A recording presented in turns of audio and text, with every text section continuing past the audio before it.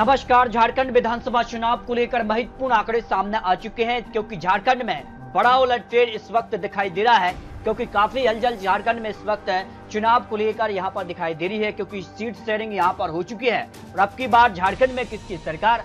लोकसभा चुनाव में यहां बड़ा उलटफेर देखने को मिला था और विधानसभा चुनाव में अब की बार किसकी सरकार बनने जा रही है, क्योंकि झारखंड में जिस कार से बड़ा उलटफेर देखने को मिला है, यहाँ पर जेएमएम से बड़े नेता चंपई सोरेन अब भारतीय जनता पार्टी में आ चुके हैं और भारतीय जनता पार्टी ने उन्हें चुनावी मैदान में भी उतार दिया है। क्योंकि हरियाणा जीत के बाद भारतीय जनता पार्टी दावा कर रही है इस बार झारखंड में वो पूर्ण बहुमत सरकार बनाने जा रहे हैं। लेकिन जो जमीनी स्तर पर आंकड़े हैं झारखंड को लेकर, उसमें क्या जेएमएम कांग्रेस सरकार बनाने जा रही है या भारतीय जनता पार्टी यहाँ वापसी करने जा रही है, इसको लेकर जो चुनावी तैयारी है और उसी बीच जो ओपिनियन पोल के आंकड़े हैं वो चौंकाने वाले सामने आ रहे हैं। क्योंकि झारखंड में एनडीए ने अपनी पहली उम्मीदवारों की लिस्ट यहाँ पर जारी कर दी है। बीजेपी ने यहाँ पर 66 उम्मीदवारों का ऐलान कर दिया है, जबकि सहयोगी पार्टी को 10 सीटें मिली हैं आरसू पार्टी के लिए, और जेडीयू को 2 सीटें और एलजेपी को 1 सीट मिली है। और उसके बाद जिसका से टिकट बंटवारा हुआ है, उसके बाद भारतीय जनता पार्टी ने जो रणनीति बनाई है, उसके बाद कितना कुछ माहौल बदला है।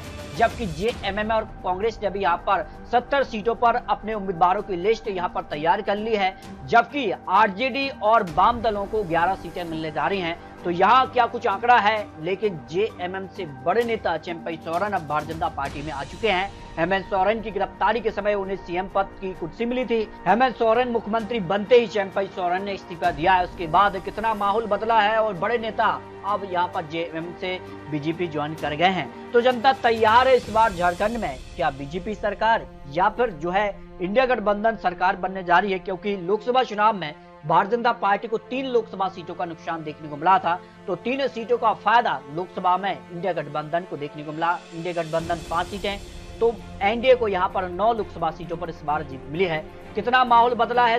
2019 से यहाँ पर विधानसभा चुनाव की बात की जाए तो यहाँ पर सबसे बड़ी पार्टी झारखंड मुक्ति मोर्चा 30 सीटों पर जीत हासिल की थी, और यहाँ पर बात की जाए तो कांग्रेस पार्टी ने 16 सीट, 1 सीट आरजेडी को मिली थी। कुल 47 सीटें यहाँ पर इंडिया गठबंधन को मिली थी, जबकि भारतीय जनता पार्टी को 25 सीटें, झारखंड विकास मोर्चा को 3 सीटें और 2 सीटें यहाँ पर आरसू पार्टी को मिली थी। इस बार तीनों पार्टियों का गठबंधन है, तो कितनी सीटें किसके पक्ष में जा सकती है, इसको लेकर ओपिनियन पोल के आंकड़े भी सामने आ चुके हैं। जिसमें धनबाद की 10 विधानसभा सीटों में से भाजपा को 4 सीटें, इंडिया गठबंधन को 6 सीटों का अनुमान यहाँ पर दिखाई दे रहा है।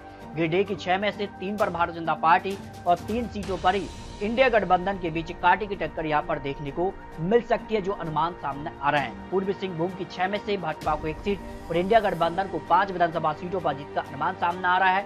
बोकारो की यहाँ पर बात किया 1 सीट पर में, तो 1 सीट पर भारतीय जनता पार्टी यहाँ पर कमल खिलाती नजर आ रही है।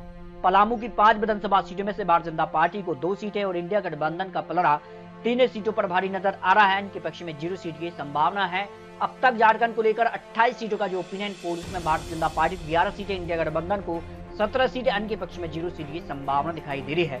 हजारीबाग की 4 सीटों में से भाजपा को 2 सीटें, इंडिया गठबंधन 2 सीटों पर यानी कड़ी टक्कर हजारीबाग में देखने को मिल रही है, जिस कार के आंकड़े यहाँ पर दिखाई दे रहे हैं। पश्चिम सिंहभूम की 5 में से 3 पर भारतीय जनता पार्टी और 2 सीटों पर इंडिया गठबंधन को जीत का अनुमान यहाँ पर सामने आ रहा है। देवगढ़ की 1 सीट में से 1 सीट पर इंडिया गठबंधन का पलड़ा यहाँ पर भारी है।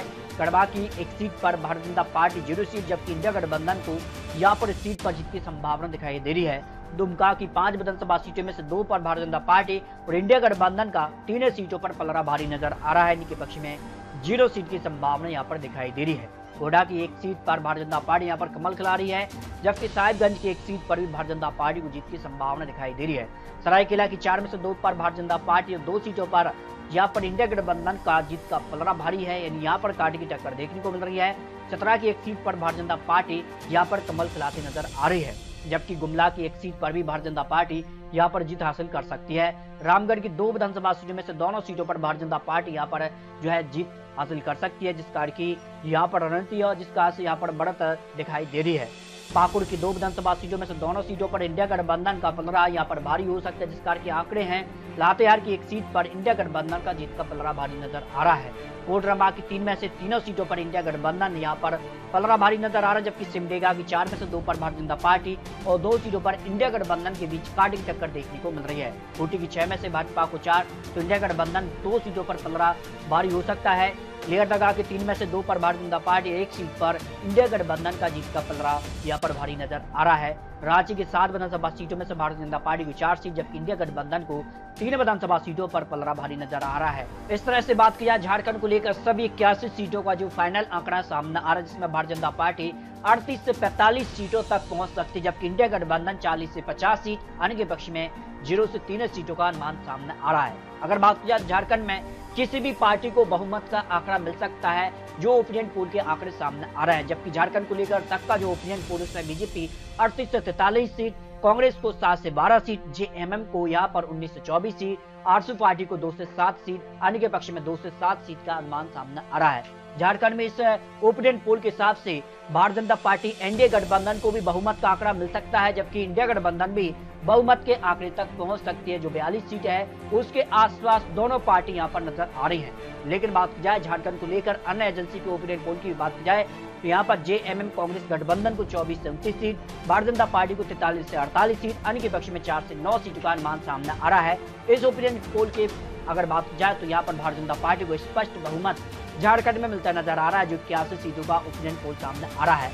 जबकि झारखंड को लेकर अन्य सर्वे की भी बात की जाए तो भारतीय जनता पार्टी एनडीए गठबंधन को 40 सीटें और इंडिया गठबंधन को 39 सीटें, अन्य के पक्ष में 2 से 5 सीटों का अनुमान सामने आ रहा है। इस तरह से झारखंड को लेकर जो ओपिनियन पोल के आंकड़े हैं, जो जमीनी स्तर पर आंकड़े हैं, जिस कार की तैयारी है चुनावी यहाँ पर तारीखों के ऐलान के बाद, जिसका से यहाँ पर पहले उम्मीदवारों की लिस्ट भी सामने आ चुकी है, उसके बाद माना जा रहा है कि झारखंड में भाजपा यानी एनडीए गठबंधन भी सरकार बना सकते हैं और इंडिया गठबंधन के पक्ष में भी आंकड़े जा सकते हैं, जो अनुमान सामने आ रहे हैं। यानी झारखंड में अगली सरकार किसकी बन सकती है, ये तो झारखंड की जनता तय करने जा रही है। लेकिन जो आंकड़े उस हिसाब से माना जा रहा है कि झारखंड में अगली सरकार किसी भी पार्टी की यहाँ पर बन सकती है। तो आपको क्या लगता है, अपना रख सकते हैं? आपको बता दें चुनावी आंकड़े, चुनावी अनुमान है, क्योंकि हरियाणा के बाद झारखंड में भारतीय जनता पार्टी अपना दावा कर रही है, तो झारखंड में जेएमएम और कांग्रेस इस बार सरकार बनाने का दावा करते नजर आ रही है। मिलते हैं और लेटेस्ट और महत्वपूर्ण विश्लेषण के साथ, तब तक के लिए जय हिंद, जय भारत।